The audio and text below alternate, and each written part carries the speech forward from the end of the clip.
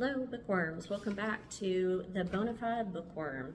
I'm Rachel, your host, and if you're watching this channel, it's because you're here to read along with me and learn English with me while reading.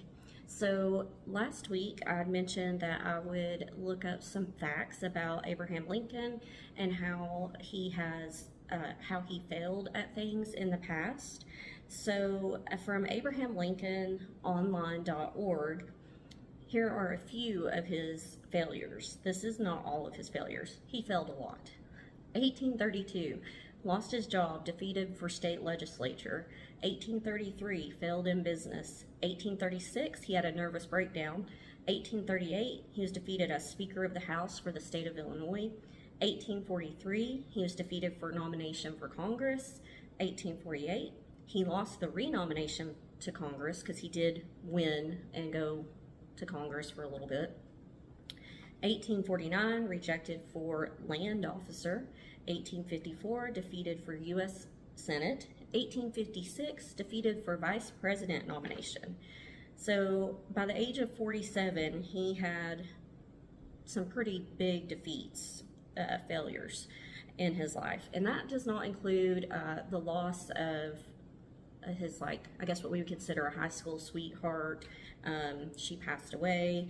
I believe his parents passed somewhere around this time. So he also had a lot of other personal tragedies going on. So again, just remember to always just keep trying. So I have managed to force myself today to get this recorded because I should have recorded it the other day, but I didn't. So here we are. And we are, again, going to pick up Touching the Void by Joe Simpson. And we stopped at the top of page 43. They were hiking up a really long trail trying to get up this mountain. Also, just so you're aware, I am trying something new with my camera. It's supposed to auto zoom and auto correct.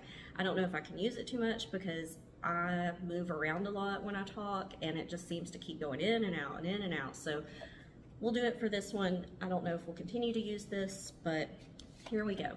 Back to our book. So let's see. I watched Simon carefully, for I knew that if he fell, it would be with the sudden violence of hand or footholds breaking away, and not the gradual surrender to waning strength. He placed the camming device in a crack as high up the wall as he could. It expanded evenly into the crack, and with each of its 4 cams pressed hard against the rock. I guessed that it would be the rock which would break away, and not the friend if Simon fell.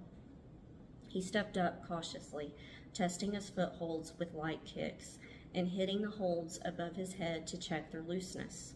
He hesitated a moment, stretched against the wall, gripping the rock above him at full reach, and then began to pull himself up slowly. I tensed, holding the ropes locked in the stitched plate so that I could hold his fall immediately. Suddenly the holds tore loose from the wall, and for a second Simon held his poise, his hands still outstretched but now gripping 2 lumps of loose rock. Then he was off, falling backwards into the gully below. I braced myself, expecting the friend to rip out as well, but it held firm, and I supported his short tumble with ease. "Brilliant," I said, laughing at the surprise on his face. "Shit, I was sure those were solid." When he had got back to me, he looked at the cascade again. "I don't fancy doing it directly, but if I can get past the right side, I should be able to crack it. The ice looks mushy there. We'll see." He launched himself up the right side of the cascade, avoiding the steep wall, but attempting to make a slight traverse to the right before climbing back left above the icicles. Unfortunately, the ice gave way to honeycombed snow and sugary ice crystals. He managed to reach a point parallel with the top of the icicles before the conditions became impossible and he could go no higher. He was 20 feet above me, and for a while it seemed as if he was stuck. Reversing what he had just climbed would be to invite a nasty fall. Eventually, he succeeded in fixing a sling around a thick icicle, which he had rejoined the cascade to form a loop. And I don't know this word, abseiled off his down to my stance. Abseiled. Abseiled? Abseiled. I'm knackered. You have a go. Okay, but I'd move further to the side if I were you. I'll have to knock most of those icicles away. Many of them were as thick as a man's arm and nearly 5 feet long, some even bigger. I started up the ice wall, which pushed me back off balance, and at once I felt the strain on my arms. The sack on my back pulled me away from the ice. I bunny-hopped my crampons quickly up the wall, smashing my axes hard into the brittle ice above. Pulling up, hopping again, all the time trying to save my strength by climbing fast. As I neared the icicles, I realized that I would be unable to hold on for very much longer. Already I was too tired to break away the icicles while holding onto the wall with one axe. I swung as hard as I could until my axe bit in deeply and was firm enough to hold me. I then clipped my harness into the wrist loop on the axe and hung wearily from it. I kept a wary eye on the axe tip embedded in the ice, and only when I was sure it was holding my full weight safely did I extract my hammer axe from the wall and, reaching above me, hammer an ice screw into the wall. I clipped the rope through the screw and breathed a sigh of relief. At least there was no longer a danger of falling more than 5 or 6 feet. The icicles were within easy reach. Without thinking, I swung my hammer through the fringe of ice and, even more stupidly, looked up at what I was doing. The best part of a hundredweight of icicles smashed down to my head and shoulders and clattered away down onto Simon. We both started swearing. I cursed myself and the sharp pain of a split lip and cracked tooth, and Simon cursed me. Sorry, didn't think. Yeah, I noticed. When I looked up again, I saw that although it was painful, the hammer had done the trick, and there was now a way clear through the easier angled ice above. It didn't take long to swarm up the top of the wall, and run the remainder of the rope to belay in the wide, shallow gully above. Simon came up covered in ice particles and frosted white by the powder snow which had swept down the cascade. He carried on past me to a slight ridge which marked the end of the ramp and the start of the summit slopes.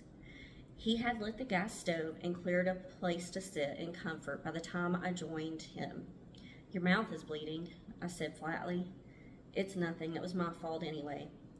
It was noticeably colder now that we were away from the shelter of the ice gullies and exposed to a steady breeze. For the first time, we could see the summit, formed from a huge overhanging cornice which bulged out over the slopes 800 feet above us.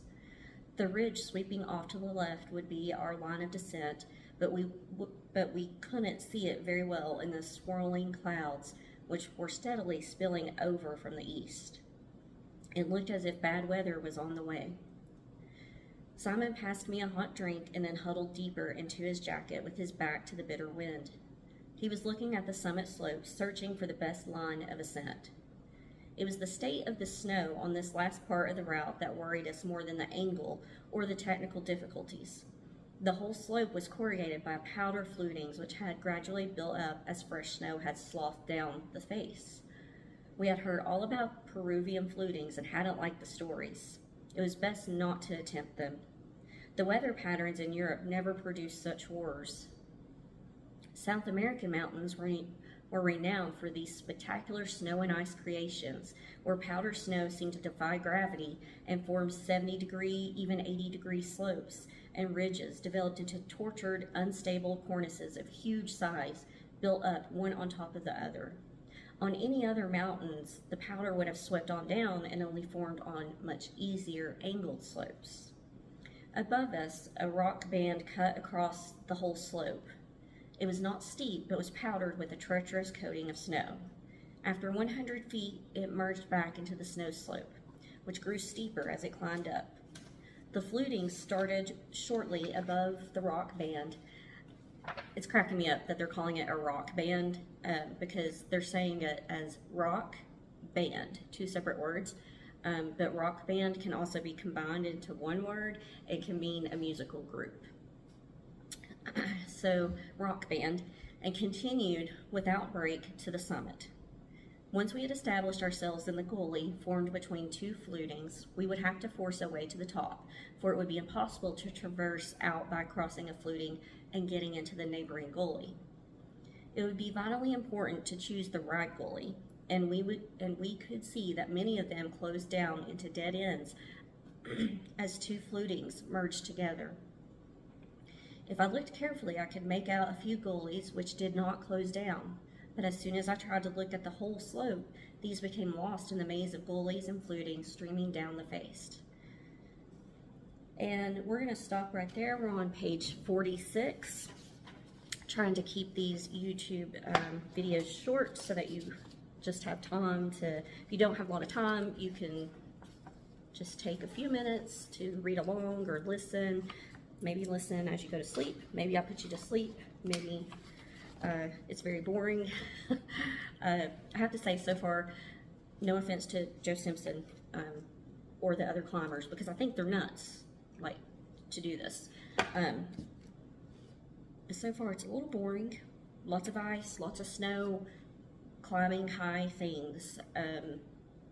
But with these types of books, it's like kind of pleasant that it's still boring, because you know something bad is probably going to happen, or else there wouldn't be a book. So anyway, thanks for reading along with me, bookworms, and I will post again on Thursday. Have a great rest of your week.